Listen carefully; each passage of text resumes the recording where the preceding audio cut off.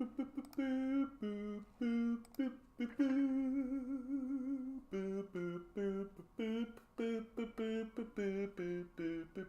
break it down. What? Yeah.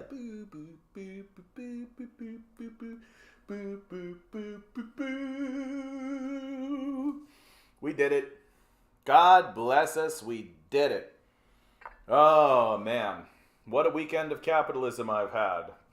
Seems as though the general public is here in the city of Toronto. We are having beautiful weather. Thank you, climate change. Absolutely destroying us. But hey, today was nice, so let's enjoy it while we can.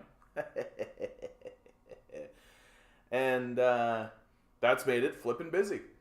Flippin' busy. Way, way busier than I think anybody's expecting. Way, way busier than anybody is anticipating. And so we are just dealing with it. I'm going into work tomorrow into make the wage. Make the wage. And it's just like, I think one of the things that I'm glad that I've managed, and I've managed to do it, I've built it into my consciousness now, is that I actually enjoy the time I spend at the job that I have. I understand the dynamic, I understand my position, right? I understand I have an owner and I'm owned. But simply the fact that I've acknowledged it, and I've just been like, okay, that's the situation, I'm never going to get out of it, right? I'm never going to get out of it. Like, unless there is a full-scale revolution, which isn't going to happen anytime soon, because Canadians are entranced by this system. And I think that there are a lot of Canadians and a lot of people who understand that it's in a decline, who understand, but who are kind of just sitting there being like, come on, maybe it won't completely collapse. Maybe something will happen. Maybe the system of capital will actually respond rationally. Perhaps it will occur. Base, I think you're the first one in today. Look at you. What a champion. Good to see you, bud. Good to see you. Hope you had a good weekend. Everybody's just crossing their fingers, I think. Yeah, of course it's going to crash. It can't do anything else. It continuously crashes. Like, what are you talking about? At this point in the game, Andre, saying it's going to crash isn't even a prediction. It's not even a prediction. Like, in my lifetime, it has already crashed 3 times. The dot-com crash, right? Blew up. A bunch of people lost their money, but a bunch of people lost their jobs. The 2008 financial collapse, which took down the entire global market. They had to do a big quantitative easing, right? All that kind of stuff. And then COVID, the COVID crash, right? So within my lifetime, 3 times already. And like, hello everyone in this pre-radioactive wasteland world. That's the spirit, content. That's the spirit. Let's anticipate the nuclear bombardment, right? Yeah, this is going to be a big one. You're right about that, Andre. And the reason why this one's going to be bigger than the other ones is because they've run out of road. Like, there's nowhere else to go. Like, when the dot-com bubble burst, it didn't like wipe out retailers, right? Like, it was kind of a more isolated, like, it didn't have the global repercussions. When the 2008 financial crash happened, they spent a lot, like all of their resources, any actual assets and any actual real resources they had, they spent it in 2008 in order to shore up the system. And then throughout the COVID period, they've basically just been making shit up. Like, it's so fucking fake and phony at this point. And one of the things I've noticed is that our entire economy has become so false and so fake and so plasticized by the financial sector that we don't actually understand what a real economy is anymore. Like, for real. We're taking a look at what China is doing, and China is becoming very protectionist, right? Because they are anticipating what we are anticipating. They're anticipating a big market crash. They're anticipating a reset. I mean, it's not even an anticipation. Like, literally, the West is talking about the Great Reset. Like, you got to be kind of dumb. Like, if you're China looking at what the West is saying, you're like, oh, they are looking forward to and planning for a devastating implosion. Okay, like maybe we should create a barrier and be like, yeah, we're just gonna, right? And so I keep seeing articles coming out of the West, of course, it's talking about how, like, China's economic growth slows and China's no longer talking about superseding America and all this kind of stuff. And I'm like, yeah, because they're like creating a bubble around themselves, like a dome of protection. And they're just hoping that when the American economy explodes, it'll just deflect off of the shield, right? Like, China's opinion is that, like, it doesn't need to focus on growth. It doesn't need to focus on growth. It just needs to hunker down, keep everything stable, and just watch America collapse, watch the whole system collapse around it, right? China's doing things like buying gold and, like, doing all this kind of stuff. I don't know why I'm immediately talking about China, but I mean, for God's sakes, I've got this great TikTok. China is about to be the world's superpower. China holds these meetings every 5 years to plan out their future, and it has been discovered that they have been stockpiling gold with Russia for a while now. China is now the largest producer of gold, who exported zero gold in the recent years, and is also the world's biggest importer of gold in the world. Safe to say, they have a lot of gold. Now, there are speculations from high-profile finance analysts that China and Russia are going to create a new reserve currency that will directly challenge the US dollar. This new currency is likely to be backed by gold and also be a central bank digital currency which can surveil and monitor the way the money moves around the country, and this CBDC is likely to be backed by blockchain technology. And should this be achieved according to China and Russia's plan, the US dollar is likely to be dethroned and it will be cataclysmically detrimental to the US economy. In the recent meeting, the president of China, Xi Jinping, announced that China has now achieved full control over Hong Kong and that Taiwan is next. Now, with US being an ally to Taiwan, this was very much a direct attack to the US. And to make matters worse, the Biden administration has forced the American workers in China to either quit their jobs and come home or lose their US citizenship. And as of this week, every American executive and engineer working in China's semiconductor manufacturing industry has resigned, which has paralyzed Chinese semiconductor manufacturing industry. Now, semiconductors are in most things which service transportation, telecommunication, military, medicine, and food production. And with Taiwan being the biggest manufacturer of semiconductors of not only China, but the entire world, the motion from Biden administration can not only cause damage to the Chinese functionality and economy, it may be damaging globally. What will China do next? Did USA make the right move, or is it better that Taiwan remains as part of China? So, like, this is how Americans, of course, are reporting on this, right? So, of course, there's an economic slowdown. Of course, there's an economic bump that has occurred, because that's real. Like, what has happened in China because of all of that is real, right? That has had an impact in Chinese markets. But it's also had an impact in all other markets. So, like, if all you do is look at China and be like, oh, their economy has slowed down, and so Chinese economy is in trouble. But the same thing is happening to America. And you just don't talk about it, right? Like Americans do, right? Just like the Ukraine war, just don't talk about the coup. Don't talk about the Donbass war, right? Ignore that. And you can make whatever claim you like, right? This is why you guys tune into me. The reason why you tune into me is because I'm unwilling to be like, oh, this one perspective and this one side and this one group said this one thing, so that must be the case, and I buy into that. Like, I insist that we zoom out. I insist that we take a look at multiple perspectives, and I insist that we put those multiple perspectives together and see which case has more accuracy. And the fact is that Western media at this stage in the game isn't willing to include facts in their reporting. And it's just that simple. Like, it's not as if the West is, like, reporting on the Donbass war and saying, this is the situation that occurred according to us. They're literally just going, this never happened. And they're not even talking about it. They're not even addressing it. They're literally, like, they call Putin's invasion an unprovoked invasion. Like, so any article that comes out from Western sources at this stage in the game, you've immediately got to be like, probably not. Right? Like, probably not. Like, it is probably the truth that, yeah, the Chinese economy has had a slowdown. That is probably the truth. But so has the European economy, the Russian economy, the Indian economy, the African economy, the South American economy, and the American economy, for that matter, the Canadian economy. All of them. Why? Because they literally shut down chip manufacturing globally. But if all you do is point to China and be like, ha, then you can make whatever story you like. You can just say whatever you like, you know? That's basically where we're at. People are just saying whatever the fuck they like. And it's annoying. Like, I'm getting really fucking annoyed by it. I'm getting really fucking annoyed listening to the people who are popular on the internet. Like, Vosh and Destiny get together and have a debate. And I can only tolerate it for like a very brief period of time.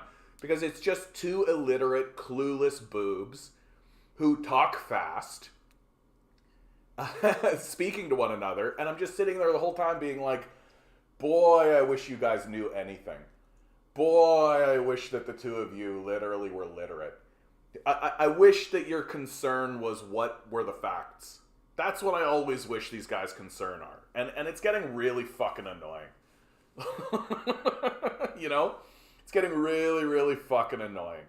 That if you were to sit down and be like, so, like, the 2014 coup, like, you'd literally spend all your time just trying to convince these guys that reality exists. And like, when it comes to the manosphere or any of the, like, progressive issues, these guys, like, have, like, they're usually on point. Because it doesn't, like, as long as you exclude the existence of capitalism, as long as you exclude what's going on in the world, right, then you can say what you like and it sounds reasonable. I'm just so fucking annoyed by the whole goddamn thing. Which is why you guys need to make me super famous and popular, right? I need to have the biggest following possible so that I can talk to these guys and be like, okay, look, here, let's insert some reality into the conversation. Actually have some, like, fucking important things to say. I'm so fucking tired of it, you know? I'm so fucking tired of it.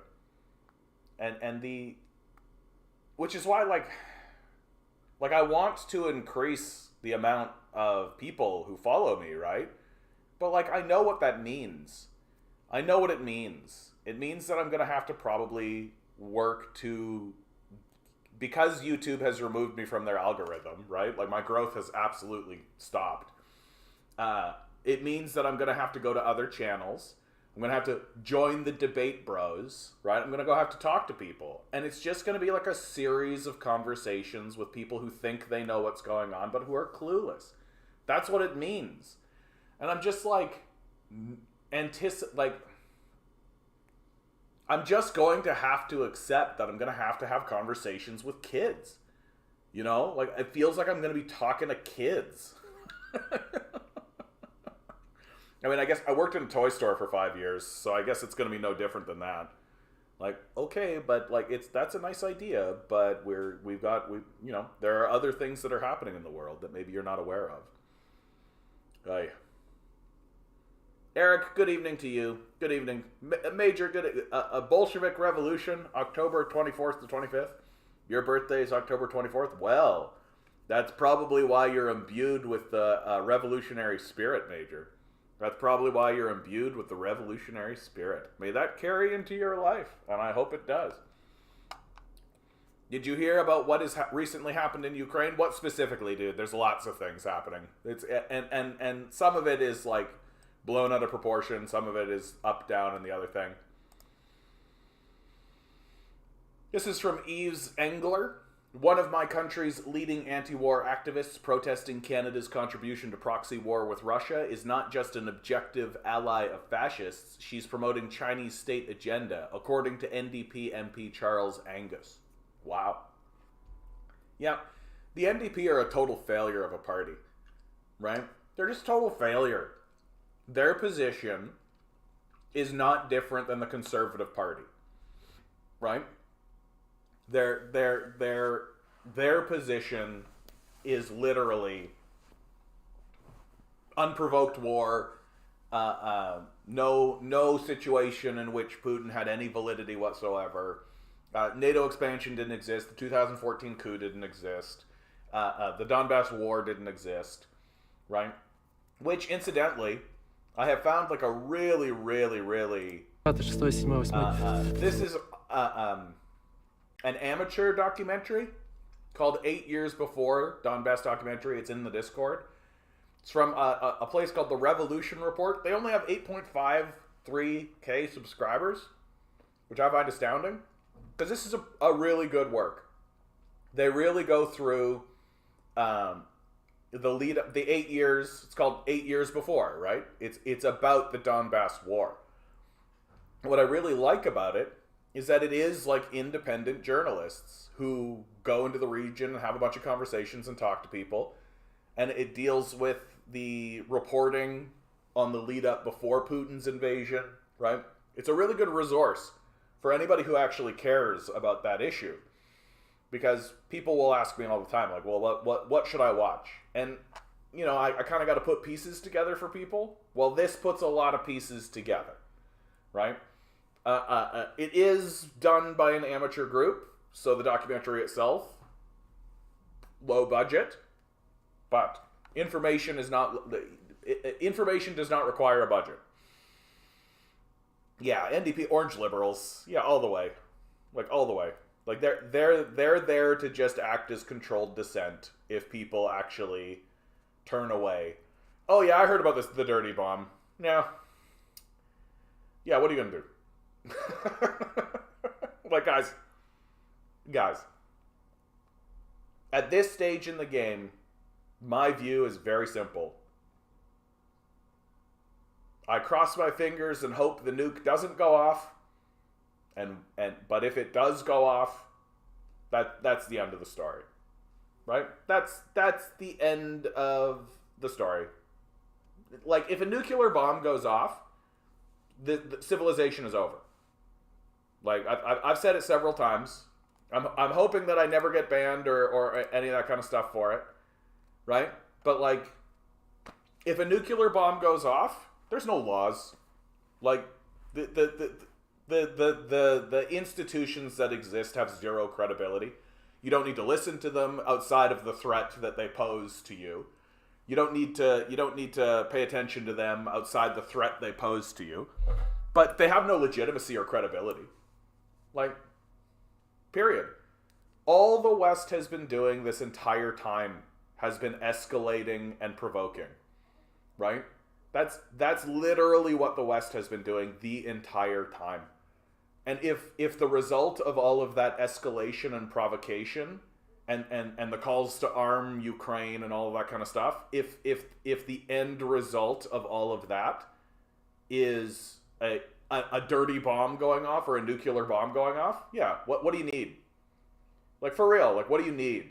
Like, there just comes a point where I've got to start asking, like, is there anything that the government or these institutions could do to show you that they have no credibility left? Like, do they literally need to kick in your door specifically and round you specifically up and, like, tag you with electronic trackers and put you in a facility specifically? Is that specifically what must happen before you're willing to say, maybe these guys don't have any credibility? Maybe these guys aren't interested in actually governing legitimately or peacefully for the benefit of everybody. Maybe that... Because I do think that's the case. I think that there's a good section of the population who really, like, if their neighbor's door got kicked in, they'd be like, well, they must have done something wrong. They should have just followed the rules, you know. You know, they probably weren't working hard enough, and they probably did something bad. And if they just need to follow the rules, you know. And that would happen if that happened to their neighbor. It would literally take them specifically happening. But, like, I know for myself, like, nuke goes off, and I don't care who sets it off. Straight up, I don't care who sets it off. I don't care what country is responsible for it. If a nuclear bomb is going off, all of this is done. Like, we literally are just led by Nazis, like the worst fascists who have ever been alive. We don't need to... The only reason we should pay attention to their rules is to just know what the Nazis are doing. That's it. But we don't need to go along with them. Yeah, make that bat, bud. Make that spiked bat. I don't know if a spiked bat, like, what's the real benefit of a spiked bat? I actually feel like a bat with, like, nails in it is just, you're going to lose that bat, is what's going to happen. You're going to swing the bat once, you're going to get the spike in someone, and then you're going to lose the bat, because they're going to pull it away from you, right? I think it would be better, like, if you really are into a bat, I think it would be better to have just, like, little barbs, like, not like a long protrusion, just like a little tiny barb, right? So it's got a little bit of and some extra heft and some extra weight to it, because what you don't like, a bat is a bludgeon, and it's always going to be a bludgeon, and if you impale someone with it, you're going to lose it. So don't. Yeah, it did catch. Exactly, Major. It did catch. So if you're going to make that bat, think about that. Think about that. Stay practical, my friend. I've seen a video of people trying to say it's the Russians who want to use a dirty bomb. Yeah, right. Yeah, the Russians want to use a nuclear bomb on their border. Shut up. Like, that's just the stupidest shit. Like, that's how you know these people have baby brains. That's how you know we're dealing with baby brain people. Yeah, the Russians want to drop a dirty bomb right beside Moscow. Yeah, normal idea. Shut up. Like, that's so dumb. Ugh. I'll try drugs if nukes go off. What an awful trip that'd be. Depends on the drugs. Yeah, and pretend that Zelensky will not do something like that. Good evening, Anemone. Good to see you. And why would Zelensky do it either, right? Like, I genuinely feel like this is just a propaganda story that's spreading around because Westerners need people to stay connected to the narrative. And fear is very effective, right?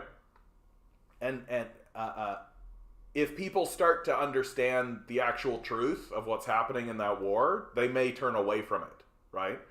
And so I think the only solution they have, the only thing they can do anymore, is just ramp it up and escalate it and get people so just disconnected from reality and so just like in a state of total heightened like hysteria. Like, if you've got people who are in a hysteria, then you don't really need to deal in facts. You don't really need to deal with reality, right? And to me, like, the dirty bomb narrative, it's just that. Like, I almost guarantee if you, like, talk to the people who are genuinely concerned about this dirty bomb narrative, you're just going to be talking to people who are in a mass hysteria. Like, they're just going to be irrational. You're not going to be able to actually talk to them reasonably. They're not going to be interested in facts. They're not going to be interested in evidence. Because everything's just going to be nukes, dirty bomb, dirty bomb, dirty bomb, dirty bomb. They're just like fight or flight is just going to be activated, right? And so you got to like talk them down out of that before you can even begin to say like, okay, so what's actually happening on the ground in any kind of real way, right? And I mean, everybody, like, the whole nuclear narrative, like, everybody's disincentivized for that. Like, no one wins if a nuke goes off. Like, no one. The Ukrainians lose, Zelensky loses, the Nazis lose, NATO loses, Russia loses, everyone loses. Like, the only people who could possibly claim a W for that, and they'd never actually claim it, but the only people who would walk away from that being like, aha, what a great thing that happened, would be like literally Bill Gates exclusively. Like literally like 3 guys basically just being like, aha, good, that occurred. You know? So essentially like psychopathic supervillains. So the chain of events for a nuclear bomb like that to actually go off, like, who's the group that's actually setting that bomb off? Who's the group, though, that's actually setting the bomb off? Like, you are talking about a literal death cult. Like, you're talking about people who are literally wearing hoods, like, slaughtering goats on a pentagram.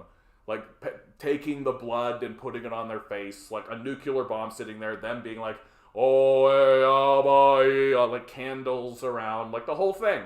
Like, that is what you're talking about. You're talking about people who are setting off this bomb from a deeply, deeply, deeply, deeply, deeply religious death cult position. There's no one else that's going to do it, right? Like, maybe some super villain somewhere is like, ideologically I could make that happen, but somebody's actually got to do it, right? So who's the group? Like, and I'm not asking that rhetorically. I'm literally saying, like, if you are committed to this idea that there's a dirty bomb in play, which group is doing it? Because I don't even think the Nazis would, right? Like, the Nazis are about destruction and about spreading that kind of stuff, but I don't think they're about self-immolation. And that's what we're talking about, right? So, what are you guys saying? You guys might know more about this story than I do. I've literally been working all weekend. Like, I've literally had my ass deep in it. So I know about this story from, like this. I have, like, a side-glancing perspective on this story. Zelensky has been saying for months that the West needs to nuke Russia, but wanting to get nuclear weapons. Oh, yeah, that's fun. That's nothing new, though, right? Zelensky's always talking about that. The scary part is both sides are saying the other is going to do it. I mean, yeah, it's literally no different than, like, the Cuban Missile Crisis, right? Like, the Cuban Missile Crisis, it was the same shit. Everybody was saying that. Yeah, Russell Bentley was talking about the dirty bombs a week ago. Good. I'm glad to hear that Russell Bentley is still up and running, still talking around. Major, do you know where I can find Russell Bentley's stuff? He got scrubbed off YouTube. What platform is he on now? Because Russell Bentley's great. Like, Russell Bentley's, he's a real good source, really solid source. We do know that the dirty bomb narrative came out of Russia, and the defense minister has called 4 foreign ministers yesterday. Their distrust of the information that has been relayed by the Russian side does not mean that the threat of the use of such a dirty bomb ceases to exist. The threat is evident. Dmitry Peskov. And Russian general claims that they have proof that Ukraine is in the final stage of assembling the bomb. Kremlin spokesperson told reporters on Monday. I mean, it's a beneficial narrative for Russia too. Like, let's not fool ourselves, right? Russia's the one that did a mass mobilization. Russia's the one that needs to be very concerned about public support, right? So the idea, like a dirty bomb narrative, it works for Russia as well. The whole thing I said about increasing fear and creating hysteria and getting people hyper-focused and all that kind of stuff, well, that cuts both ways, right? That cuts both ways. But again, because my role and my goal in this is what's real. What's real? Let's not get caught up in a hysteria here. Let's pull it back. Let's talk about what's real. Okay, so there's a dirty bomb in play. What organization is going to do that? What organization is going to take a nuclear bomb, right? A nuclear bomb. They've got it. They've got this nuclear bomb. And the narrative is that they're going to set it off in Russia and or Ukraine. Okay. So it's suicide, for sure. Like, for sure. Like, they can't launch it. They don't have the ability to launch it. They don't have the ability to get it into a plane. They don't have the ability to get it into any kind of like, they can't do any of that, right? It's a dirty bomb. Like a suitcase bomb is what we're talking about here. Or a backpack bomb. That's what we're talking about here. Okay. So it's a suicide mission. Period. And it's a nuclear bomb. It's a nuclear device, right? So where are they going to want to use this? Where are they going to do this kind of thing? Well, they're going to want to get into populated areas, right? So it's high risk because Russia for sure and Ukrainian forces are both like scanning and trying to check this stuff out and trying to find this stuff, right? They want to know if people are walking around with backpacks full of nuclear devices, right? And it's not like it would be difficult to find, right? A Geiger counter would do it. Like, so my question really is, like, if you are genuinely telling me that there is and I've always said this. I said this 20 years ago. I had this big conversation with a guy about dirty bombs specifically, right? Who is actually going to do this, right? Who is actually going to do this? Like, let's get out of Hysteria Land. Let's get out of Pie in the Sky. Let's get into, like, oh my God, Spectre from James Bond. It's a movie. No, it's not. No, it isn't. These are real people who exist in a real space, who have real lives, who go to sleep, who take shits, who piss, who have dreams and ambitions and thoughts, right? Who is doing this? And this is what I've always challenged people with this dirty bomb narrative. Who's the group? Who's actually going to take a bomb, walk it into Mykolaiv or Odessa? Who is doing that? Right? Because the group that's doing that is literally like a Hellgate death cult. Like no question. Like they're not, like, nothing's, like, the Nazis won't do this. Like, this is something that I think is like fascinating about this whole dirty bomb narrative. Like, the Nazis won't do this because the Nazis know what it means. Like, the Nazis are aware of what this is. It's self-immolation. It's self-destruction. It's totally self-elimination, right? Nazis are about and neocons too. They're about domination, control, superiority, and winning, right? But that's not what this is. Like, that's not what this is. This is a whole other fucking thing. It's a whole other fucking thing, right? Knowing SBU, an unaware truck driver. I like that narrative a lot, actually. That's a really funny narrative, that it's literally just like a guy who's like checking his mirror, like, he thinks he's got like bananas or something. Yeah, I'm just delivering some bananas.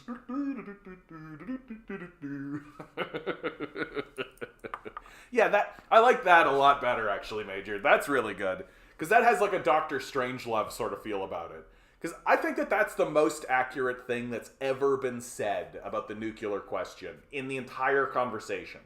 That the most likely thing that will happen is that a nuclear bomb will go off on accident.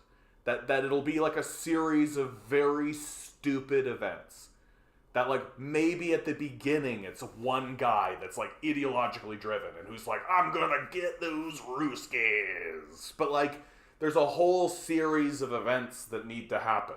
It literally isn't just like, I press a button, nuclear war. It doesn't actually work that way.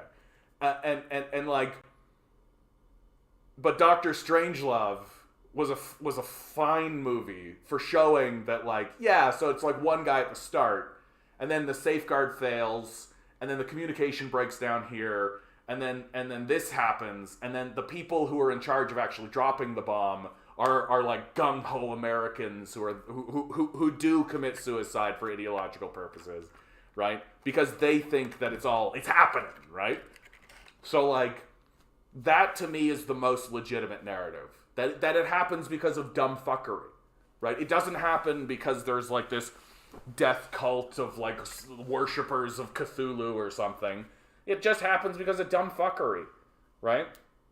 That would be my assumption. Like, if I turned on my news and there was a nuclear, like, a mushroom cloud and the footage of the mushroom cloud going off, I'd be like, yeah, this happens because of total dumb fuckery. And of course the Americans are going to be like, or like, people are going to try to place blame and all that kind of stuff, and it's going to be like as if there's like a Machiavellian, like, you planned this and oh my god, the strategic chess move. But I think it would just be dumb fuckery. Like literally, like, people will talk about it as if it's a game of chess. I will talk about it like it's a monkey shitting in the woods. Like, literally a monkey that fell in its own shit. That's what it is. Nuclear bomb goes off, it's a monkey that fell in his own shit. Like a monkey that picked up his shit with the intention of throwing it at somebody else. And then somehow it, like, fell over and its own shit got its own face. and it's just covered in shit, and now it's got shit on it. It's like and then all the other monkeys like point at the antagonist monkey, and it's just like you covered that guy in shit, and it's just like he fell over and now he's covered in shit. Like that's what I literally think.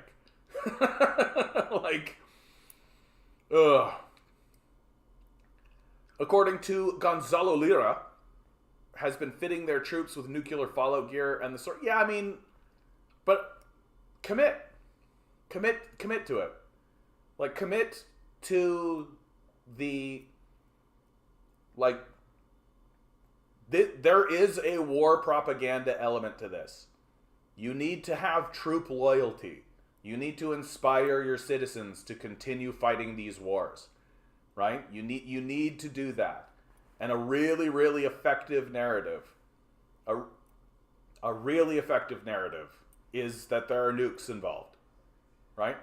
I really think this is the case. Like, I'm not trying to discount the reality of nuclear bombs. Like, I'm really not.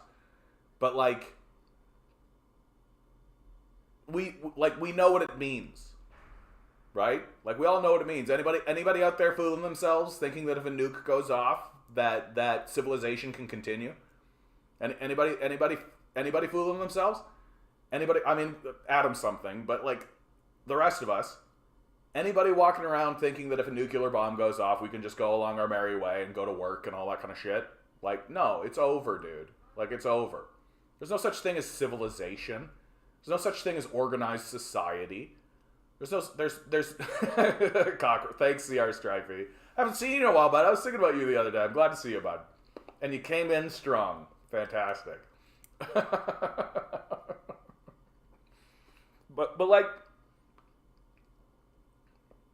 we try to keep everyone going to work. Yeah, of course we would try. Thanks, CR Stripey. I'm glad you're well too, bud. No, I mean, like, if the people that rule us are willing to just indiscriminately allow nuclear bombs to go off, wait, fuck this whole, like, what are you talking about? What are you talking about? What a joke. Like, what a joke this whole idea of Western civilization is. Like, what are you fucking talking about? It's over, dude. And anybody who tried to tell me otherwise, I'd just be like, what are you, a clown? Like, fuck you. Like, it's so embarrassing. Yeah, it's a good question, right? Is the West crazy enough to do something like that? Right? The West is pretty fucking crazy. Like, fucking crazy. Like, if the West was a person, they would be the craziest person you've ever met in your life. Just, like, absolutely schizophrenic. Absolutely just, like, and one moment smiling and laughing and trying to entertain you, and in the very next moment trying to literally terrorize you. Just like a Harley Quinn style individual who's just absolutely, you never know what they're gonna do next. That, like, they'll pet you with one hand and then slap you with the other. And people across the entire globe are starting to recognize, like, we can't continue like this. Like, people are going to start isolating the West, right? People are going to start isolating the West in big and serious ways. That's not really that useful. So let's. Yeah. I mean, it's just like, there's a difference between crazy and, like, we're talking about self-annihilation, right? Like, that's really what it is. And the big reason why I'm still kind of like, about the whole thing is because we really are talking about suicide. Like, it's fine for the West to act in crazy ways because there's never any consequences for them. Not any consequences that are, like, completely evident, right? Like, it's fine if they go into Iraq and blow it up and destroy everybody and kill 1 million people, right? That's fine. There's no consequences for America. Not that are self-evident. Like, none that are just like, this happened, then this happened, right? Like, you have to create an argument that it erodes the soul of the country and absolutely destroys the consciousness of the people, right? But nukes? Nah, nukes is suicide. Like, and to talk about it any other way, I think, is just dumb. Like, But maybe they are. Like, maybe they've gotten there. Maybe they are that dumb at this point. Maybe they literally are like, we will be fine if nukes go off. Ha ha ha. Like, maybe they are like literally just mad hatters that are just like, hoo hoo hoo, and then the nukes will go off and everything will be hoo hoo hoo hoo. Like, maybe that's what we're dealing with. But yeah, the West sees their control of the world slipping away. They'd rather blow it all up than lose it. Yeah, it's including themselves. Like, including themselves. You know? That's where I get a little bit like I see where you're coming from. I understand where you're coming from, but I'm not willing to push my chips in there. They seem to think it's not suicidal. We can win. Yeah. Yeah. That's the fear. That's where the fear lives, right? That is where the fear lives. And I think the thing that's scariest about what we're talking about right now is that there is no answer. Like, the answer is, do they do it or not? That's the answer, right? That what we're doing right here is just speculating. Because we don't actually have evidence. Like, there isn't actually evidence. There isn't actually facts. Like, who are these people? Who has these dirty bombs? I'd like to know who they are. No, they're just figures that exist in the... Okay, so, like, it's a story, right? Anybody can make up a story. Like, and it's a convenient story to tell. And it's a convenient story for all sides. That's the thing that I think is important to remember, right? And the reason why I lean towards not giving it as much credibility as I think other people will, because it's a convenient story for everybody, right? It's convenient for America because it keeps Americans entranced by the Russians and the terrible and the unprovoked war, and we gotta put in $1 billion while our children starve, right? It keeps them entranced. It heightens the fear and all of that. But it does the same for the Russians, and it does the same for the Ukrainians, and it does the same for the Europeans. So it has the same effect for everybody, and that effect is to keep the war going, to keep the rhetoric going, to keep... Not necessarily keep the war going, because from the Russian perspective, I think they would prefer if the war ended. But it keeps the citizens engaged in the war. And from the Russian perspective, the war is going to continue. They know it. They prefer it didn't, but it's going to. And so they've got to keep people invested, and they've got to keep people involved, and they've got to keep people bought in to the idea that this is a major, significant, huge thing that we need to always be spending money in. Money needs to go here. Money needs to go here. Money must go here. If we don't spend money here, nukes can go off. There are dirty bombs everywhere, right? So I get a little like, yeah, okay. Like, yeah, all right. Because to really buy into that, you got to really perceive like the military generals who would be responsible for setting that nuclear bomb off know that they would be destroying their own military. Like, they know it. Like, they know it. It's suicide. Like, it's unless your argument is that they don't, and they've deluded themselves, and so they're just nuts. And so we've hit the wall again, right? We've hit the wall of speculation. They either do it or they don't. They either do it or they don't. And so the best thing for us to do is, instead of getting caught up in the hysteria of it, because I feel like people can get caught up in hysterias. I talk about this all the fucking time. Hysteria happens all the fucking time. It sucks. Instead of getting caught up in the hysteria of it, we got to focus on what's real. We got to focus on the facts that we have. We got to focus on the evidence, the material reality of it, and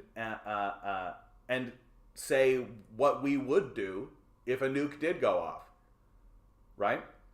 Like, we can't control whether or not it happens, but we can say what we would do. And I know exactly what I would do. I would stop participating in civilization as if it was real. Because it isn't. Like, it isn't. It's not real. Like, if nukes are going off, there's no validity here. Literally, there's no validity whatsoever. Do anything you like. Do anything you like. Did you see the article I posted that shows declassified documents about the Gorbachev exchange in regards of NATO expansion in the Discord? About how NATO was saying that they weren't going to expand towards Russia, and then they did it anyway? Yeah, I took a look at that. Like,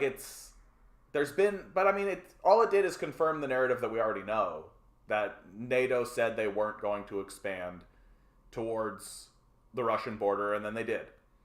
Right? It's a really good document, though. I actually think we should put it in the resources section, because it's really useful to shut down people who claim that never happened.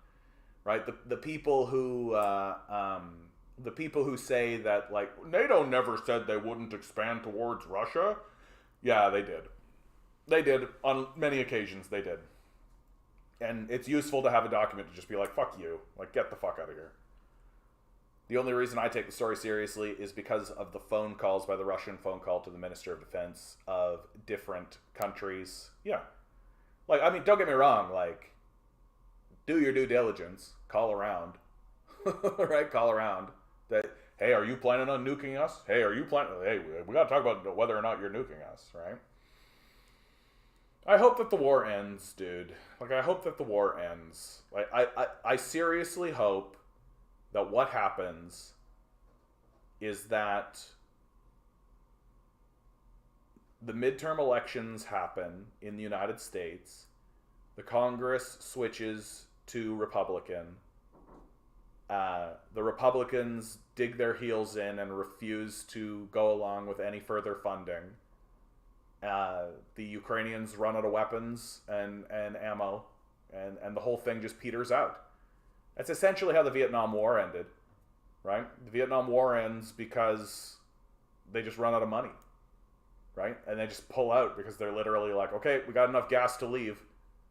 And they just left because they just ran out of money. That the military was saying, hey, can we get some more money? And the Congress basically just said, no. And that's it. That's the end of the Vietnam War.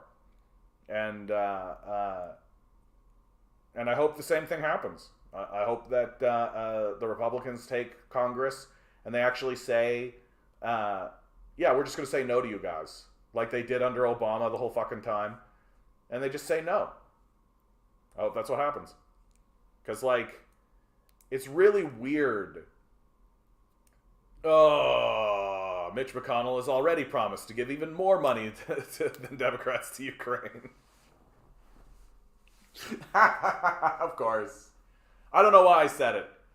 As I was saying it, I was like, I bet you anything someone's going to just tell me, fuck you, John. And here you go. You did it. Good for you, Grinning.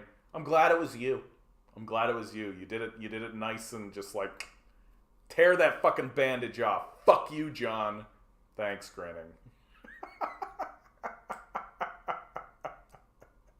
How dare I have a glimmering sense of hope? How dare I have a glimmering sense of hope for even a moment? You're right, Grinning. Thank you. Thanks for putting me back on the ground, bud. I appreciate it. Oh, Eric is saying the war will end soon. I heard today that Ukraine has 100,000 soldiers dead, and that doesn't count the wounded. Ukraine are running out of gear. Yeah, I mean, I do think that it does just, and I've said it before, right? I've said it like way at the beginning of the war, right? It does come down to manpower. Like, it really, like, that is the long and short of it. Like, you're telling me that Russia is mobilizing 200,000 men? Okay. Is NATO? No. Right? They're not mobilizing 200,000 people. I think that if the United States tried to do a mass mobilization, there would be a riot. Like, that would make the riots that occurred in Russia look like, you know, minor protests. Which they were minor protests. Like, like, I'm not going to be conscripted. Like, I'm not going to be conscripted to go to fucking war. Like, that's not going to happen. Right? And that's just it, Andre. Right? Like, once the Ukraine war is depleted, they'll turn to China. But, like, again, like, they don't have the manpower for this anymore. Right? They're overextended. And they're not hitting their recruitment goals, and they're not hitting anything, right? CR Strifey says, anyone seen these drone bomb videos? Damn. Yeah, but drones are ineffective 80 to 90% of the time. They miss their target, right? Like Daniel Hale, he's spent 4 years in prison to tell us that. Like, the whole idea that we're going to use drones and the drones are going to replace people on the ground and all that kind of stuff. Well, it's not working, right? They're useful for terror. That's what they're useful for. But in terms of achieving goals and achieving objectives, they suck. They suck super bad. Like, if all you're interested in doing is having explosions happen nearby and terrorizing people, they're fine for that, right? Just spend money to make sure that people are scared shitless. Sure. But if you actually want to destroy an armory, right? If there's actually a target that is important and has strategic interest, they suck. They can't fucking hit anything. Like, literally 80 to 90% failure rate. It should baffle anyone that they're even in the field. Like, for real. If during World War II they were putting equipment on the field that failed 80 to 90% of the time, they'd stop using it. Right? Because the stakes during that period of time were much higher. Like, they were much higher and much more direct and much more confrontational, right? It wasn't like a guy behind a screen or something, like who lived a continent away. It was like literally a battle line. And if a colonel or a major or a lieutenant was given a piece of equipment and told, here's this piece of equipment, use it, it doesn't work 90% of the time, he'd be like, great. And he'd drop it on the ground and walk away from it. Like, I wouldn't use it. And if my lieutenant gave me a piece of equipment and said, hey, private, use this, it fails 90% of the time, I'd be like, great. And I'd put it on the ground and I'd forget about it. Like, and that's drones, right? That's drones. Useful for terror. Nothing else.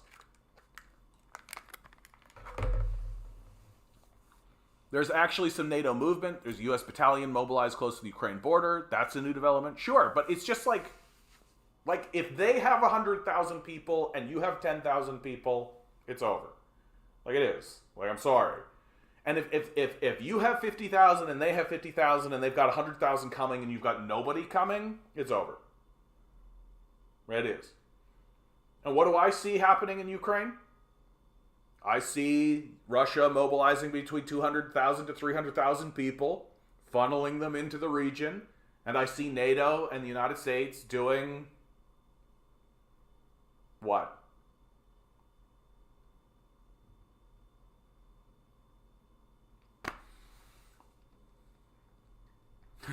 The secret is to only use the 10% of drones that work. That's right, Grinning. That's why you're getting promoted, young man. Look at you. Thinking like that. That's military thinking right there.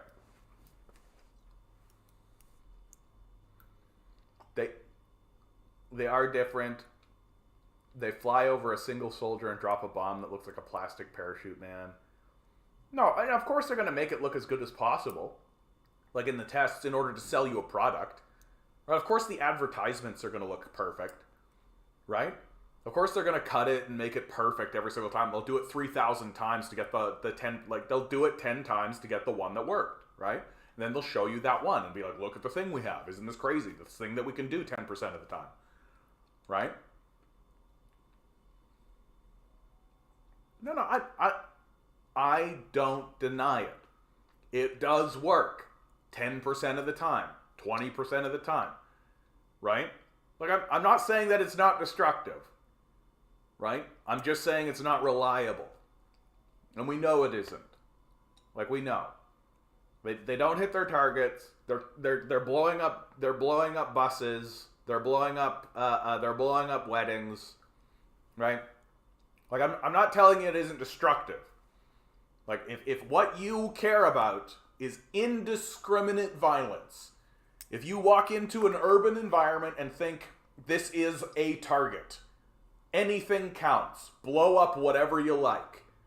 Right? If you're literally Grand Theft Auto 5, you've got a drone with bombs and shit and all that kind of stuff, and all you want to do is create explosions in a city. Aces.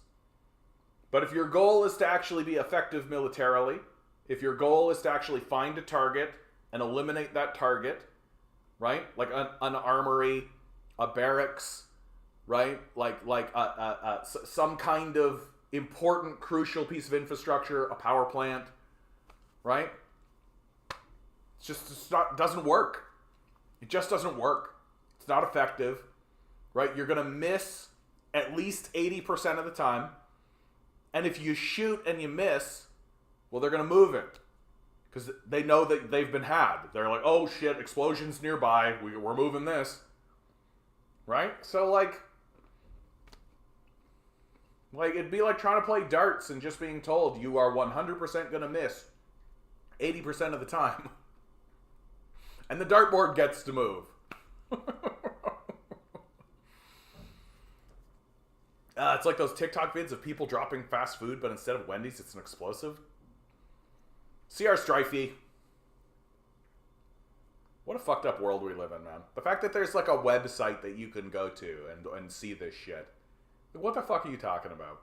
We're such a weird, backwards people, eh? What a weird, backwards people we are. You want to see somebody get blown up and dismembered? Here's a website you can go to and watch it for free.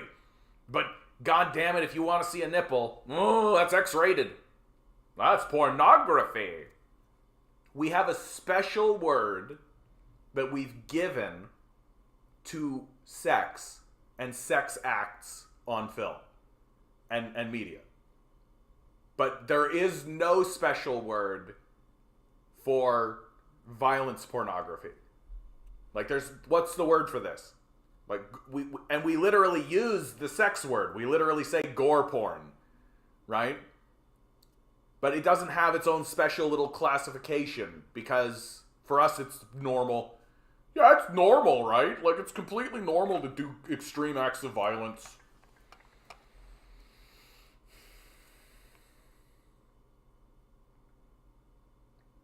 Gratuitous violence, I suppose. All right, I'm going to read this one. Federal minister says she's shocked by suggestion of assisted suicides for some babies. Just when you thought the assisted suicide story wasn't going to get more fucked up, let's make it more fucked up. Qualtrough says she hears regularly of people with disabilities seeking death due to lack of supports.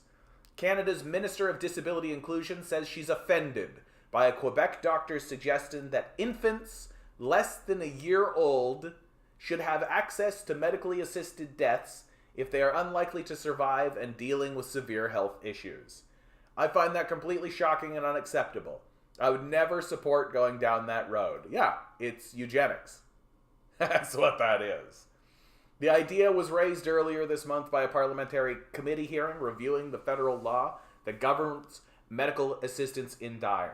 Dr. Louis Roy of Quebec's College of Physicians said his group believes assisted death could be offered to babies up to 1 year old with severe deformities and very serious syndromes for which the chances of survival are virtually nil and which will cause so much pain that a decision must be made to not allow the child to suffer. Right? Same narrative the Nazis used, by the way. Qualtrough, who is legally blind, said that while she can't speak on behalf of the entire government, there is no world where I would accept that. People often make incorrect assumptions about the quality of life that somebody with a disability experiences, she said. Extending assisted death to infants is not one of the topics the parliamentary committee has been tasked with exploring, although it is reviewing whether the practice should be available to so-called mature minors who would be old enough to offer informed consent.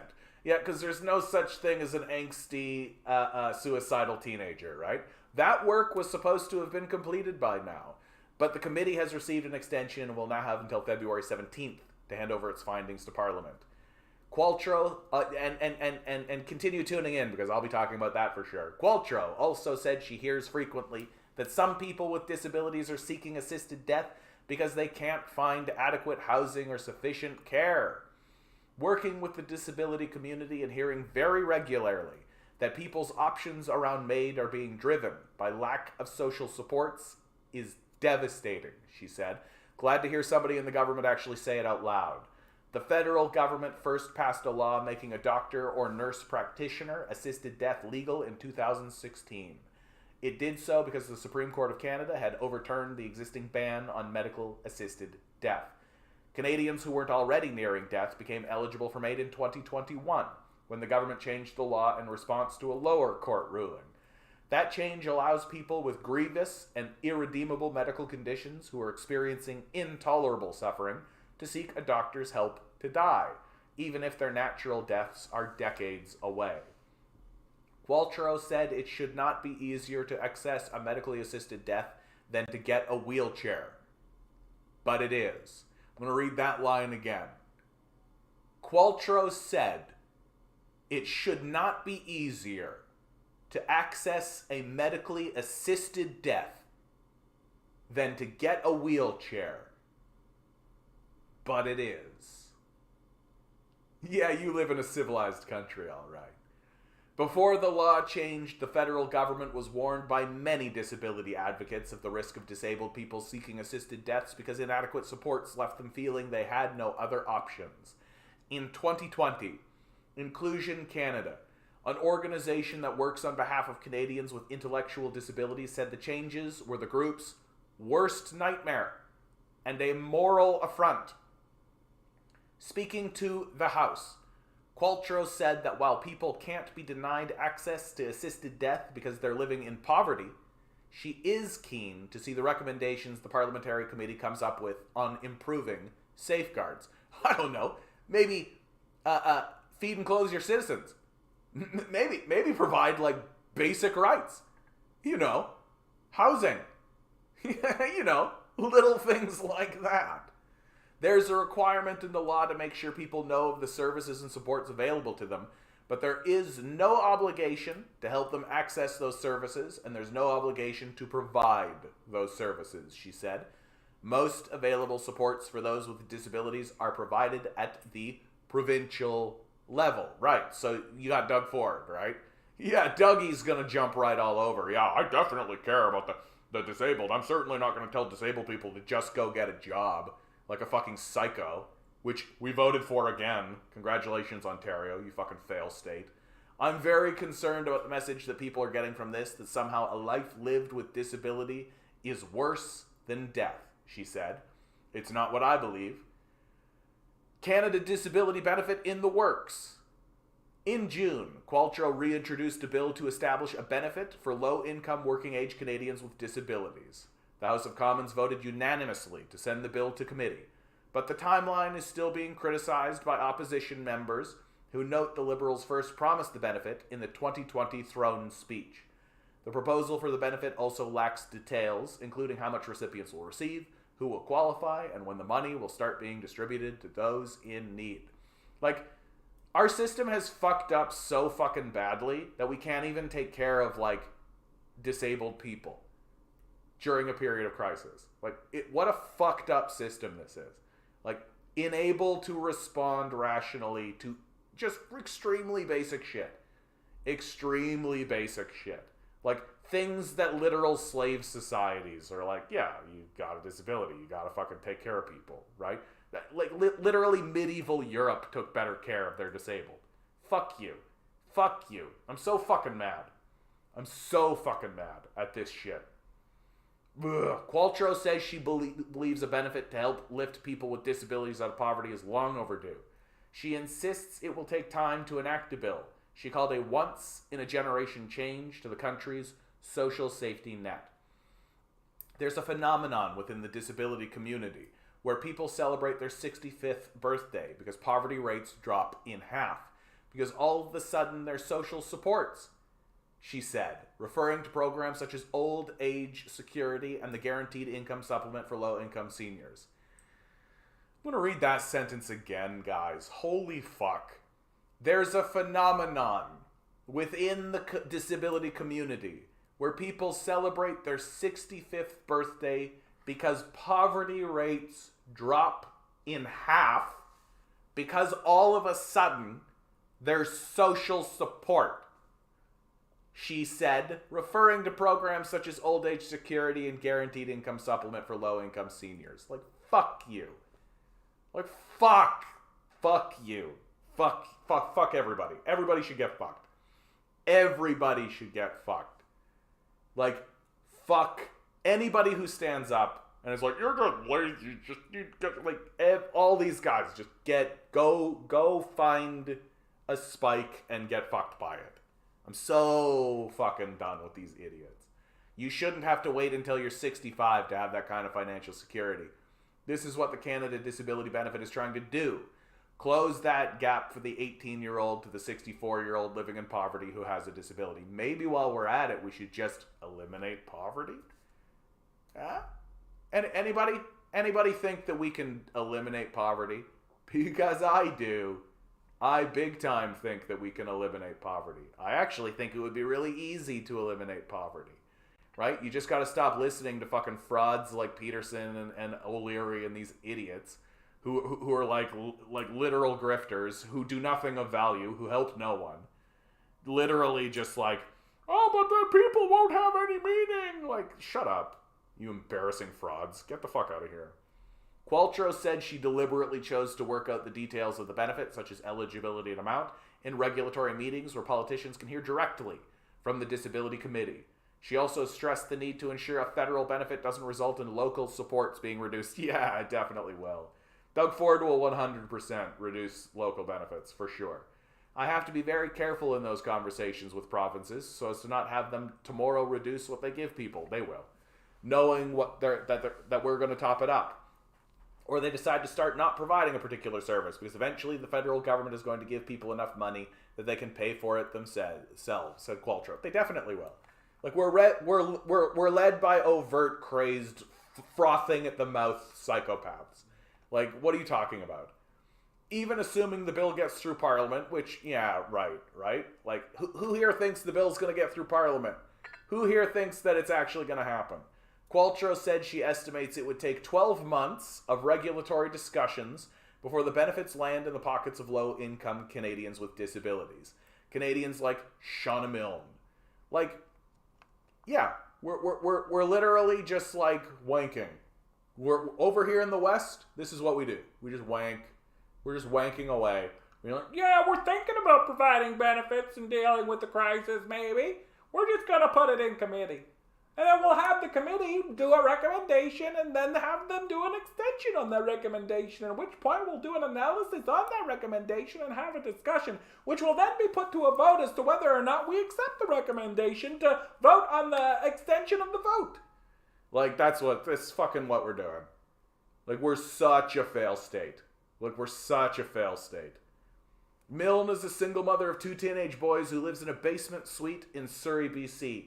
Between provincial disability payments, child support, and the Child Canada benefit, she receives approximately $3,200 per month.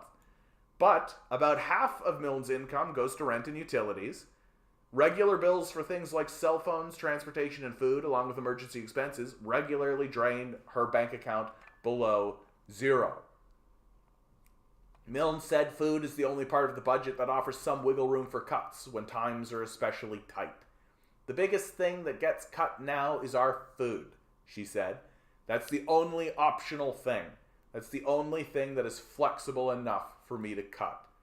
Milne is diabetic, suffers from nerve damage in her limbs because of the disease. She's had 7 surgeries on her right leg and uses a cane to walk.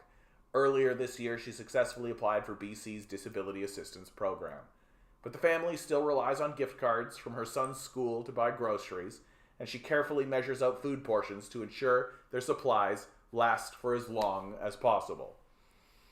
I am living an everyday life in a major city and I can't survive. Has life been hell? Yeah. Did I ever expect to be raising my kids below the poverty line? No, she said. The government can make changes. We should not have kids going to bed hungry in Canada. like, my favorite part about all of these, like, disability benefits, all this kind of stuff, is it's literally just a subsidy for fucking landlords. Like, let's call it what it is. You know, if we're going to give benefits to people, why not just give the money to the fucking landlords? Just give it to them. You'd be like, here you go. Might as well. Right? We've got these worthless, parasitical middlemen who provide no value to the society whatsoever, who literally are just like the ticket scalpers of our society, showing up and being like, I got here first with enough money, so I'm gonna buy up all the housing and rent it. Like that's their whole fucking grift. And then we're all walking around being like, we gotta provide a benefit to this person, and they take the benefit, and who do they hand it to? The parasite, right? And instead of that, you know what we should do? We should look at the parasite and be like, get the fuck out of here. Fuck you. Go away. Right? We should nationalize the housing system. We should give people houses. And just be like, here you go. Here's your fucking house. Right? Like, what is this dumb, idiotic monkey bullshit we're doing? Like, literally, like, dumb monkeys being like, an economy is fake numbers on a screen. That's the economy. Galen Weston has $500 billion, so the economy is going great. Like, that's what we are. It's so fucking stupid. Like, it's just fucking dumb monkey brain. Ugh. Alright. Let's pivot to the UK. Let's pivot to the UK. Don't you love it? Look, don't you fucking love what's happening in the UK, guys? And get ready for it, man. All the shit that's happening in the UK is going to happen here. In Canada, at least. It's going to be different in the United States, because their system's, like, way more fucked up. But, like, the same bullshit that we're watching happen in the UK is for sure going to happen here in Canada. Like, it's going to be maybe, like, 5-10 years later down the road. But, like, Pierre Poilievre is going to resign in disgrace because the whole system is collapsing. Bills are going through the roof. They're just pilfering everything, right? Because neoliberal economics, that's the way to do things. They're going to appoint a woman, right? Like by then it'll be someone like Danielle Smith, right? They'll put the woman in power, and she will, like, continue gutting because that's all conservatives can do. That's the only idea they have, right? They literally are incapable of other ideas. And you can see that with the UK conservatives. They straight up do not have other ideas. Like, that's how intellectually depleted this whole neoliberal agenda is, right? Have I seen Second Thought's video on landlords? I haven't, but I trust Second Thought a lot, so I assume it was well researched and well argued. Second Thought's a really good source and a really good commentator. Are you interested in listening to a video of Michael Hudson talking about how the US is able to rob Ukraine? It's only a 7-minute video. I don't know, dude. I like Michael Hudson, but he's pretty dry, dude. Like, he's pretty dry. And we're talking about the UK now. UK. Put it in the Discord anyway, though, Eric. Put it in the Discord anyway. I might come around to that. UK, because I like Michael Hudson. I do.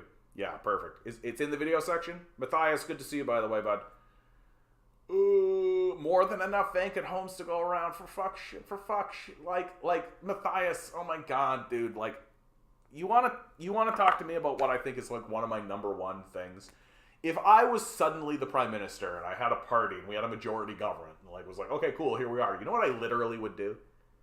I would straight up set up a wicket at Service Canada where you could walk in the door and be like, hello, I am a Canadian. Here's my SIN number. I'm a Canadian citizen. I do not have a house. And you would fill out a little form. This is my name and my thing, all this information, right, that I have, because I'm a Canadian citizen. And we would be like, okay, cool, thank you. And then we would take that and turn to the person who has 1,000 houses that are sitting empty and they're, like, jerking off in them. And we go, we are taking one of these houses and giving it to this person who has no house. And if that person went, we would be like, fuck you. Like, fuck you. I don't give a shit about you at all. Bye. Well, then I'm going to take my money and leave. Bye. Good. We're happy to see you go. Get the fuck out of here. right? That'll collapse the housing market. Good, great, perfect. That's the goal. That's the whole point, right? And it would be that easy. And yeah, like, oh, so John, you're saying that if a person's currently renting, that they could go get a house? Yeah. That's gonna go, you're gonna destroy the whole market and you're gonna punish success and that's everything. Yep. I don't give a shit about your stupid psychopathic system that insists people should be homeless so you can put invisible numbers on a screen. I don't care. I don't care. In fact, I think your protestations are funny because you're a psycho, you fucking psychopaths. You're literally saying we should impoverish the nation. We should throw people onto the streets. People should be homeless. People should worry about housing. Everything should be terrifying and horrible so that I can steal money as a parasite while I go to like Jeffrey Epstein's sex island. That's the argument. Fuck you. Fuck you. Fuck you. Fuck you. Fuck you. Fuck you. Fuck you. Fuck you. I don't care. I don't care. And if it collapses the housing market and if it collapses the rental market and the whole thing is burnt down to rubble, but everybody's got a place to live, I'm great. I'm fine. I'm perfect. I consider that a massive success. And if a whole bunch of psychopathic billionaires and millionaires lose a bunch of money, perfect. That should be the least of their concerns. That should be the least of their concerns.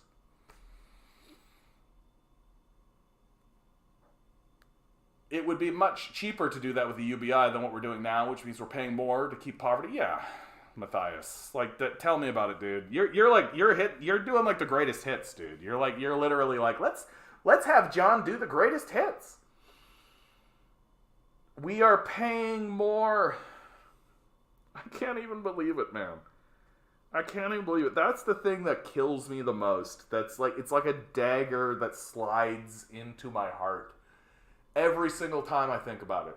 Because it even shows, it shows you how psychopathic we are. It shows you how deeply, deeply evil our society is. Because the great defense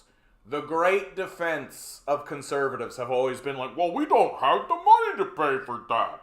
It's too expensive. This is a natural phenomenon that's occurring, and we don't have the money to be able to get those freeloaders off the street. No. That's always been their defense.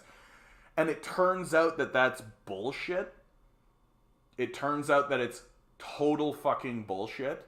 That not only do we definitely have the resources to be able to eliminate poverty, eliminate homelessness, to provide the resources for everybody, but the negative consequences of us not doing it actually ends up costing us more. That's the part of the whole conversation. So even the most ruthless, unrepentant, sociopathic, nightmare psychopath, serial killer Jeffrey Dahmer type conservative is forced to admit at this point that we just want people to suffer. We just want them to suffer. We know we're spending more. We're happy to spend more. We're over the moon that we get to throw people into poverty, have them live in desperation, because we're psychos. We want people to suffer. I'm not going to apologize for my success at making other people suffer. Like, that's where we are. That's where we are. And there is going to be a moment. I've said this all the time on this channel. I'll say it again. I'm going to keep saying it until it's right in front of us, right? And then I'm going to point to it and be like, called it, right? There comes a moment where they just stop pretending. right? There just comes a moment where they just stop pretending. Every so often there are little cracks. Every so often the mask just goes a little peak, right? But soon it's just mask off. And they're just going to walk around and be like, yeah, well, what are you going to do? Like, what are you going to do? What are you going to do? Right? They're just going to be Nazis. They're going to do the salute. They're going to wear the patches. They're going to wave the flag. And they're going to say, what are you going to do about it? And most people in Canada and America are going to go, no. That's how it's going to go. Like, when the leader of the Oath Keepers says, we're Nazis and I'm tired of pretending otherwise, that's gonna really fucking matter. That's gonna really fucking matter. That's gonna happen. Like, instead of Donald Trump, when confronted and saying, will you condemn the Oath Keepers and white supremacist groups, instead of him saying, to those guys, you stand back and stand by, right? Instead of that, and instead of saying, hey, there's good people on both sides, right? Instead of that, a guy like Trump is going to be there and he's going to say, no, we're Nazis. What are you going to do about it? It's coming. It's going to happen faster than you think. It's going to happen sooner than you like.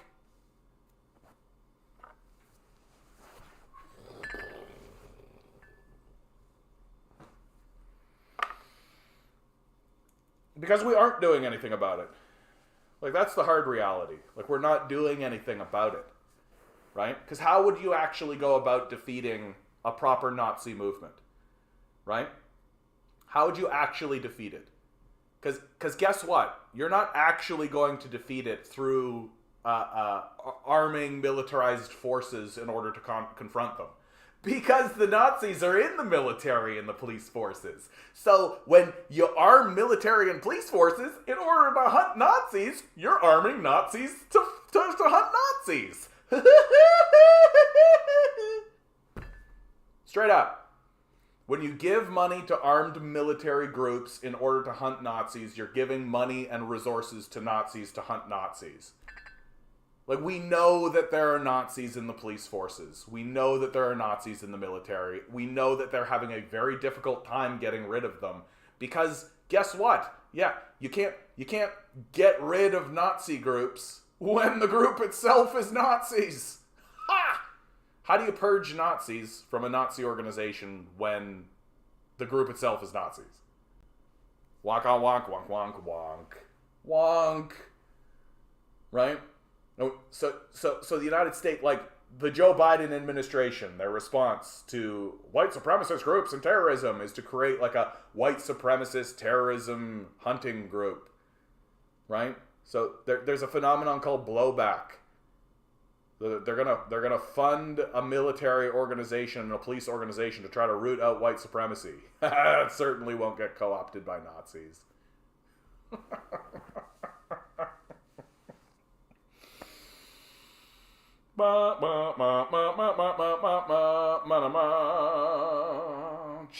Moving to the UK, right? Because what's happening in the UK is like literally, it's gotten buffoonishly comedic. Like Liz Truss, like Boris Johnson was like just like a fart joke of a politician, like just a dumb, illiterate, moronic, detached, narcissistic boob, incapable of governing, dumb as shit, like no ideas, no thoughts, literally just how do I extract as much money from this as I possibly can to do as much coke and have sex with as many strippers as possible. Like, that's Boris Johnson, right? Liz Truss comes in, and it just blew the whole thing apart. It was just literally like, oh, this is literally just a stupid joke. This is literally, like UK citizens are like, are you joking? And the answer is, yeah, we're joking, all right, but you're the butt of the joke. Ha ha, joke's on you, fuckers. And now now it's just literally like, whatever, we're the fucking Nazis. Like, the UK Conservatives just elected an ex-Goldman Sachs billionaire, tax evader, to be their next prime minister.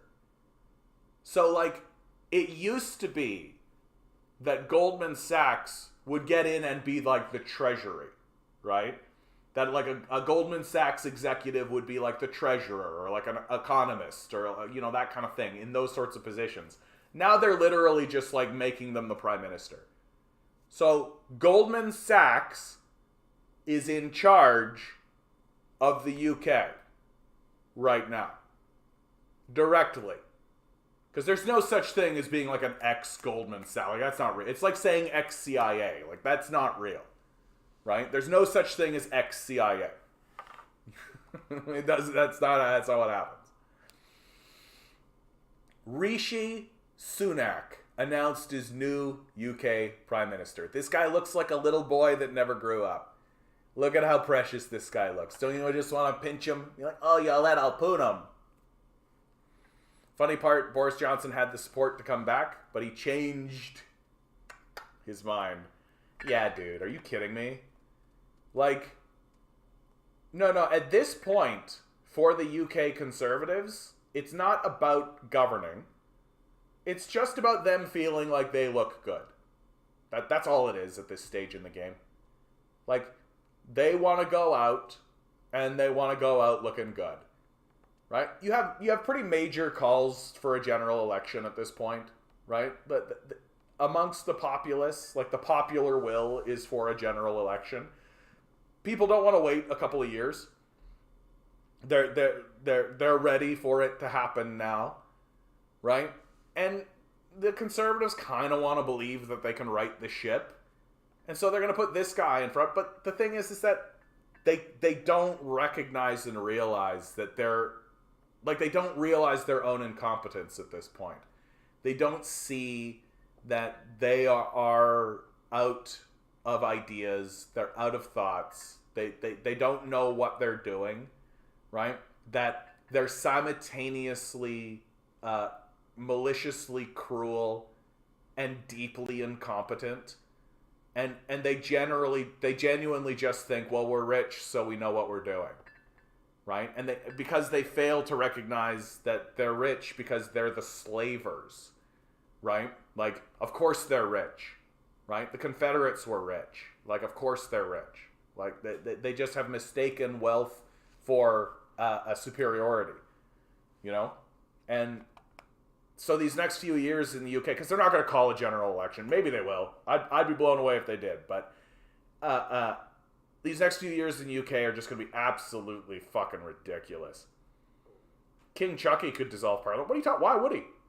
He's not going to dissolve Parliament, right? I'll be amazed if he does. Like, I'm not like a king god. Like, I'm not trying to say I live with Prince Charles or anything. But like, Prince Charles has more in common with this guy than he does with fucking Labour, right? Like, Prince Charles would rather go to lunch with this guy than fucking Labour.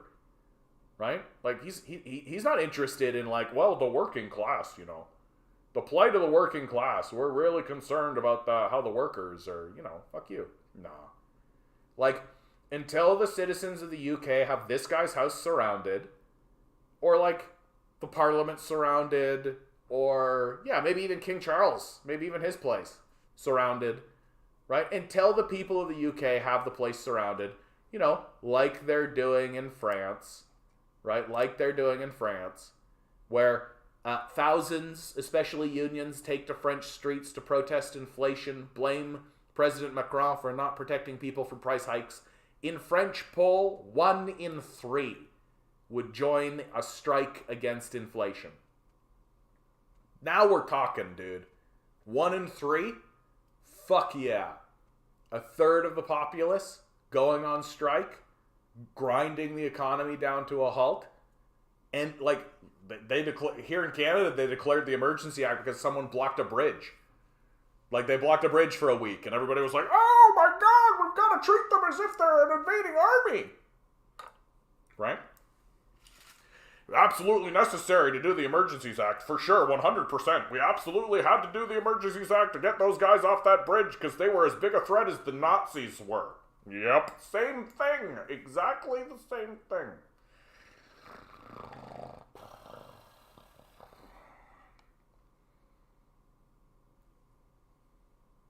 I would love it, dude. I would be fucking over the moon. I'd be over the moon if there was anybody on strike.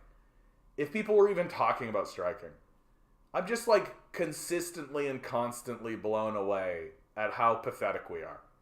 Like, and it's pathetic. Like, it is. It's pathetic. And I don't care if I piss people off with that. I don't give a shit. Like, why have a union? Why do you have a union? What's the point? I don't really understand what the point of it is at this stage. Like, if you're not going to go on strike under these conditions, what's going on? Like, fucking union wage earners' own wages have stagnated for the last fucking 5 to 10 years, right? Like, why do you have a union? What's the point? Why are you paying those dues? Like, what are you doing? Right? Like, the point of having a union is to go on strike. That's the whole point of it.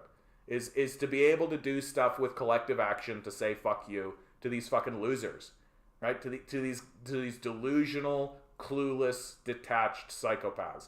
That's the reason you have a union. Is that happening? Doesn't look like. Doesn't look like.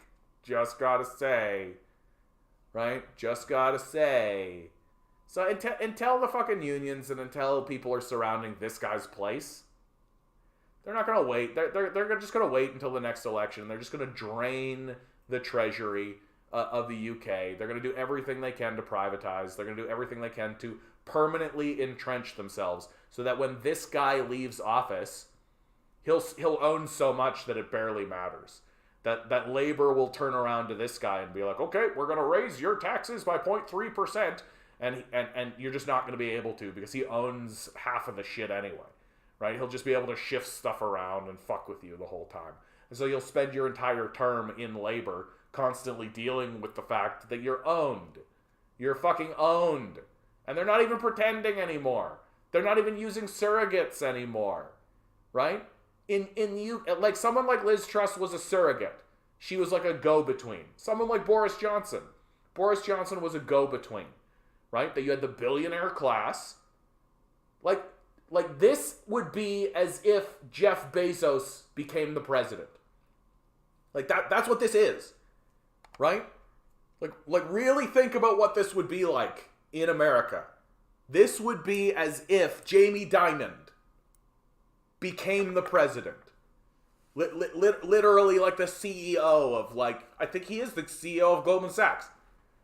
Is he Goldman Sachs? He's one of those. Hold on, we're doing it. Jamie Dimon. Chase. JP Morgan Chase. Same level.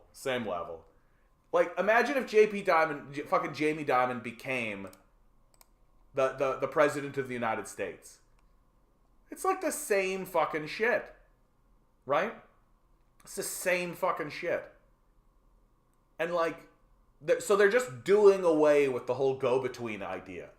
They're literally just like, yeah, let's just appoint oligarchs who literally own the society to just be the president.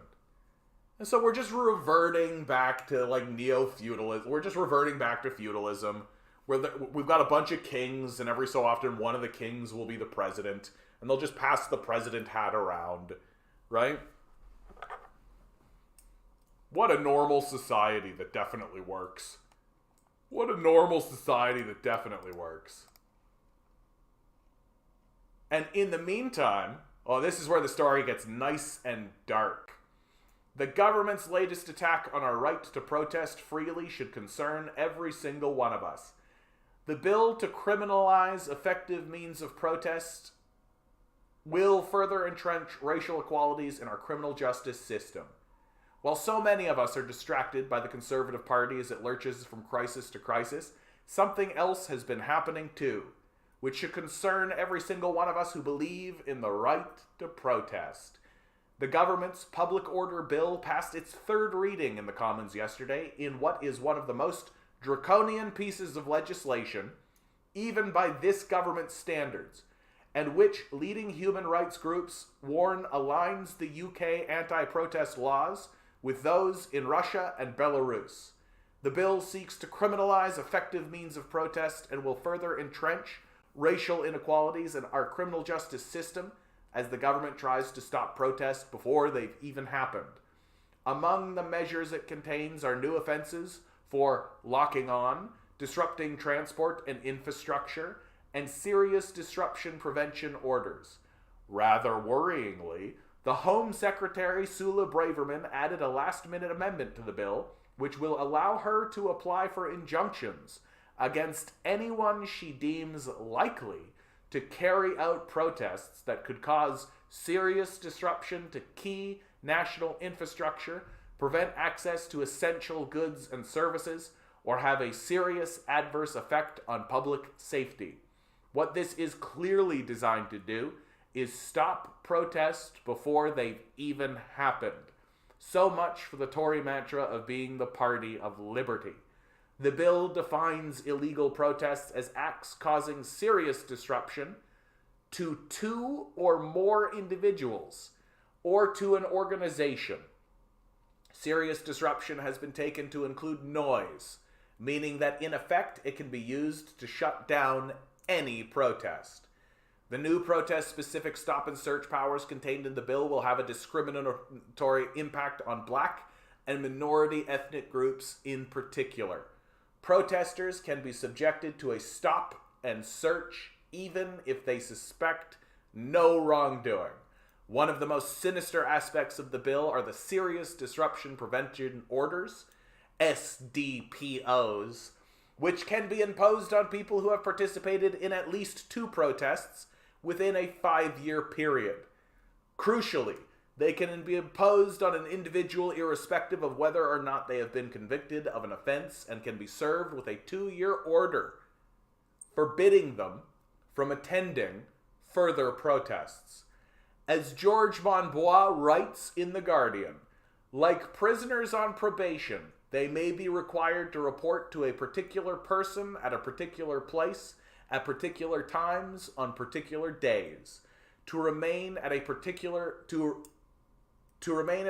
place for particular periods, and to submit to wearing an electronic tag.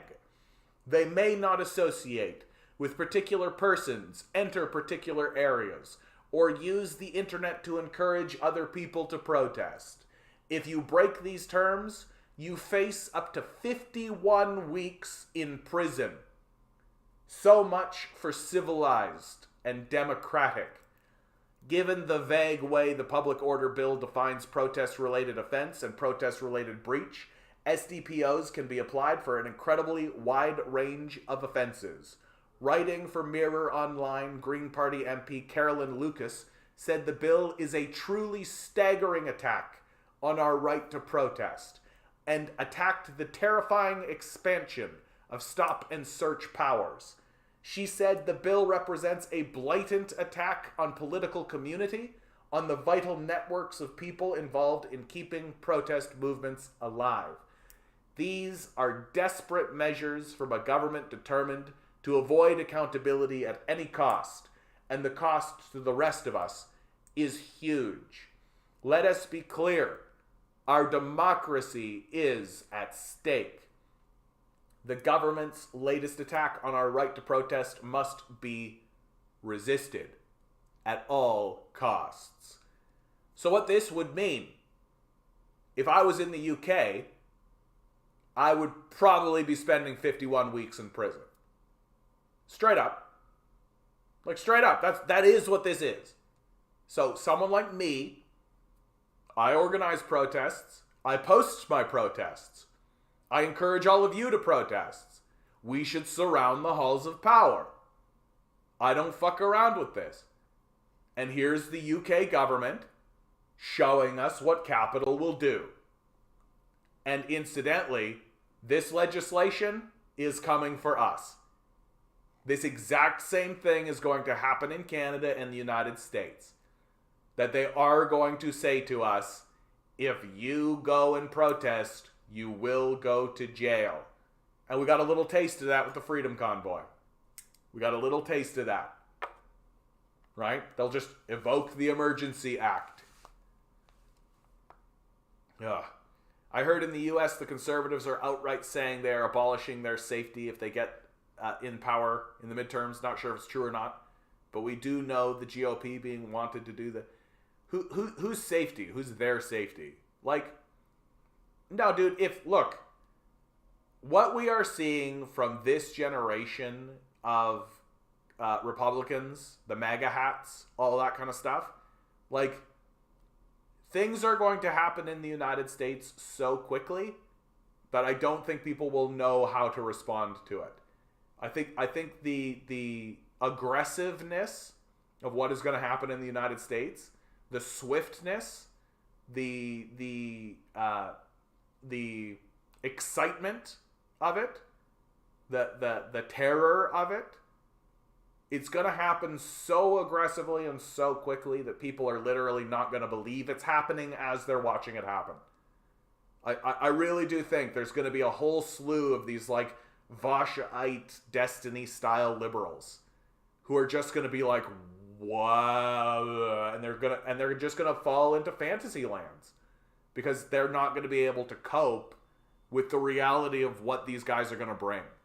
Like these guys are going to bring something very serious, very significant, and they're not going to be discriminatory, right? They're not going to discriminate. It's going to be absurd. Literally anything that stands in their way, they're just going to push it out of the way. And we're going to see a wildfire sweep through the United States in incredible ways. It's already begun, right? The abolition of Roe v. Wade, the assault on abortion rights, it's just the beginning. Like, it's just the beginning. It's going to be an incredible act. Reconnection successful. Reconnection successful. CSIS working overtime. Are we back? Are we back? Someone say if I'm back or not. Or I'm just talking into a vacuum. Sometimes it feels like I'm talking into a vacuum anyway.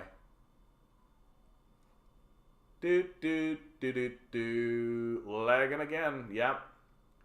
CSIS coming after me, guys. CSIS coming after me. You're not back. What's the video saying? It says I have an excellent connection. It says I have an excellent connection.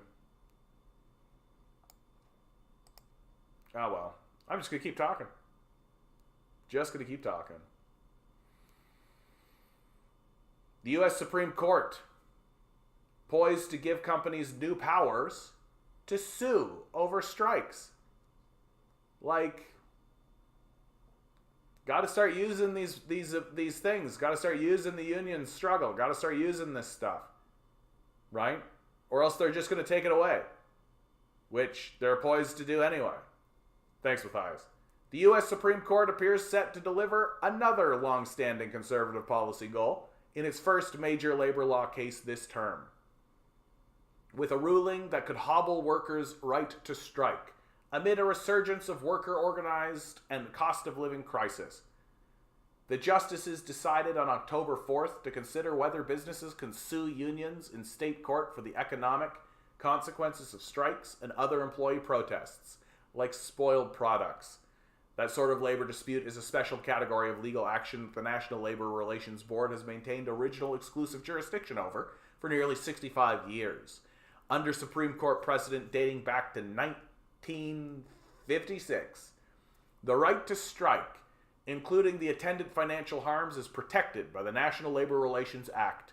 The statute responded to a turbulent history in U.S. labor relations, including violent suppression of workers by corporations and the government. It essentially erected a national structure to equalize the tremendous power imbalance between employer and employees, primarily by making worker organizing, collective bargaining, and strikes legally protected activities. This just got said in Reuters, guys. Like this, let me point something out here. This is being said in fucking Reuters. Like, this isn't being said in like the WSWS. This isn't like left lean forward. Right? This isn't like some kind of, like, they're talking this way in fucking Reuters. Like, they know exactly, like, they're telling you. Marxism 101. Right? It essentially erected a national structure to equalize the tremendous power imbalance between employers and employees, primarily by making worker organizing, collective bargaining, and strikes legally protected activities. They know about the power imbalance. They know about it. And here they are reporting on its removal. Sort of impassively, just being, oh, well, what are you going to do? That said, the right isn't without limitations. Here we go. Conduct clearly outside the scope of a peaceful work stoppage can lose the Act's protection, and workers are required to take reasonable precautions to protect employers' property from foreseeable harm. Because it's all about protecting property, right? Fuck the people. The dispute taken up by the Supreme Court arose from a strike by Teamsters Local 174, a union of truck drivers for Glacier Northwest Incorporated in Washington State, which does business as Cal Portland. The company bills itself as the largest producer of building materials in the western United States. Lawyers for Glacier didn't respond to requests for comment. Representatives of Local 174 declined to comment publicly because of the pending litigation. The petition is backed by corporate groups seeking new and potentially expansive powers to recoup money from the unions for financial harms incidental to labor activity. It's also supported by conservative groups like the Landmark Legal Foundation, one of the leading organizers behind the school choice movement for expanding religious education, and an opponent of teachers' unions since 1990. I wonder, like, why do they not tell us who owns these organizations, right? Like, one would think, like, just tell us the president is Richard P. Hutchinson. Oh, he doesn't have a thing. He's a secret. Mr. Hutchinson is a big secret. Nobody knows who this guy is. We have absolutely nothing important, right? Organization and funding. There you go. The is a 501. It had an annual budget of 1.6 million, with nearly 99% of funding coming from charitable contributions. Oh, here we go. In the 90s, Richard Mellon Schaaf was a major donor. An American billionaire. What? So literally, billionaires erecting fake think tanks and dumb organizations. Like, literally just call it the Richard Mellon Schaaf Organization. Like, for fuck's sake. Like, groups like the Landmark Legal Foundation, which are funded by billionaires. Like, just fucking call it that, man. Just fucking call it that.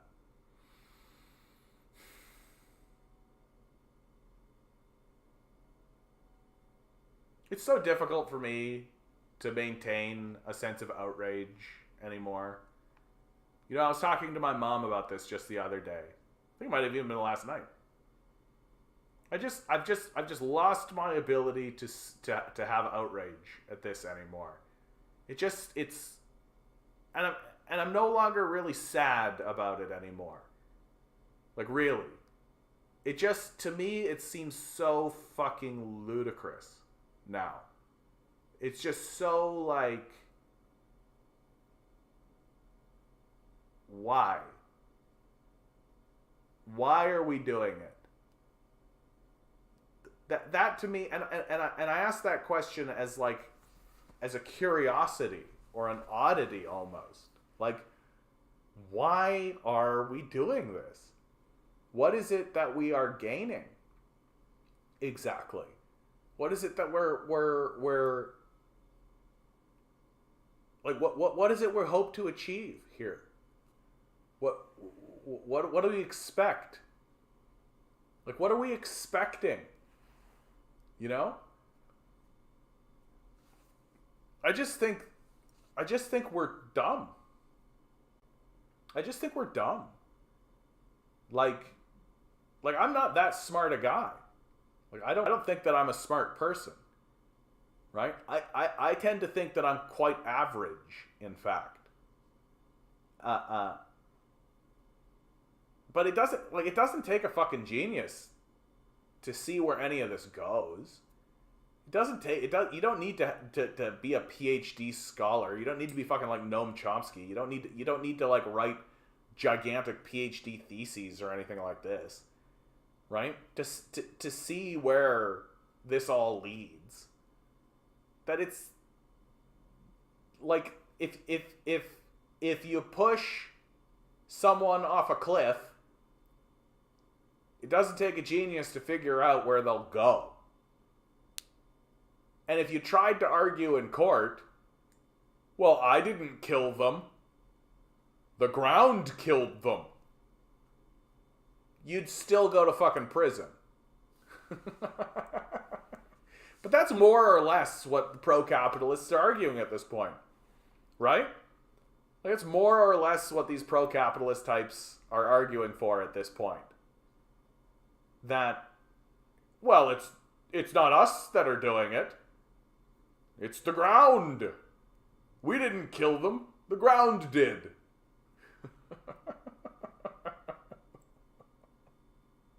If they didn't want to smash against the rocks of the ground, then they should have flapped their arms harder.